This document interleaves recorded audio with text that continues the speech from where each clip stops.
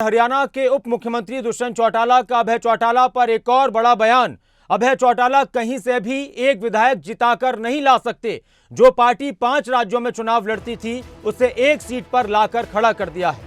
2003 में राजस्थान में इनेलो अजय चौटाला की मेहनत से 6 सीटें जीती थी। दुष्यंत चौटाला ने एक बार फिर से अभय चौटाला को लेकर बयान दिया है और उन्होंने कहा कि जो पार्टी 5 राज्यों में चुनाव लड़ती थी उसे एक सीट पर लाकर खड़ा कर दिया है। अभय चौटाला कहीं से भी एक विधायक जिताकर नहीं ला सकते।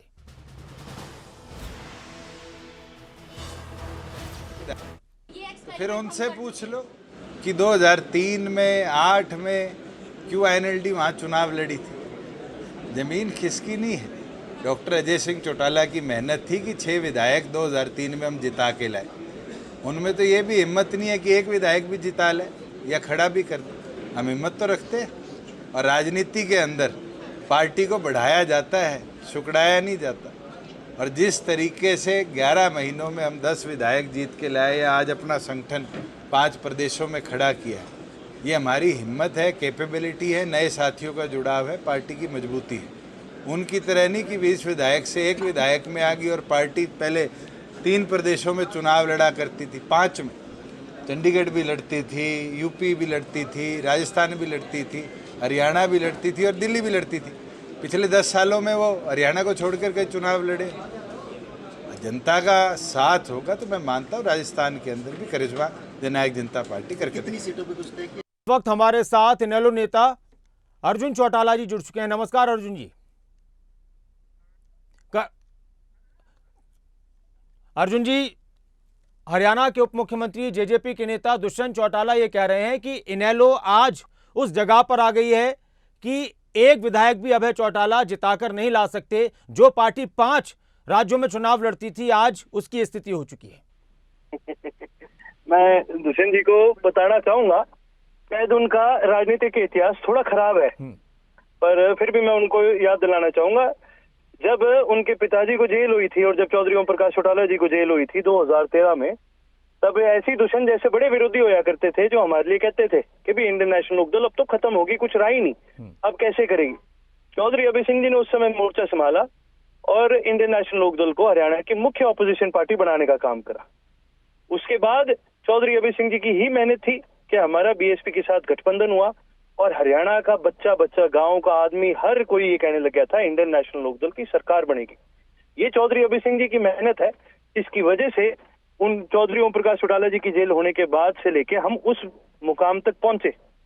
जिन लोग, ये जो लोग आज बात कर रहा है, जो दुष्यंत बात करता है, इसको भी एमपी कोई नहीं जानता था। इसको भी एमपी चौधरी अभय सिंह जी की मेहनत की वजह से ये बना है। इसको टिकट दिलवाने वाले चौधरी अभय सिंह जी थे, इसको शायद ये बात का याद नहीं होगा।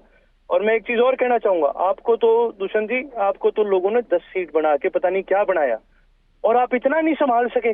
आज हरियाणा का बच्चा बच्चा आपको गाली दे रहा है। लेकिन अर्जुन जी, वो तो ये कह रहे हैं कि हम तो राजस्थान में भी इस बार मेहनत कर रहे हैं और जीत कर आएंगे। राजस्थान में लगातार उनकी पार्टी लगी हुई है। ये कहाँ इनका राजस्थान में कुछ बटना है। ये सिर्फ और सिर्फ माहौल खराब करने के लिए जा रहे हैं। इनका आज हरियाणा में कुछ बचा नहीं। इनकी हाईकमांड है बीजेपी, उसने आदेश दे दिया होगा कि भाई जाओ राजस्थान में रैली करो और भाई वहां पर चुनाव है, वहां जाके माहौल खराब करो। वरना अगर इन्होंने रैली करनी होती, 4 साल से इन्होंने जननायक चौधरी देवीलाल जी का जन्मदिन ही नहीं मनाया। आप एक चीज देखो, जिनकी पार्टी का नाम जननायक जनता पार्टी है, उन्होंने 4 साल से खुद हरियाणा के अंदर उनका जन्मदिन नहीं मनाया।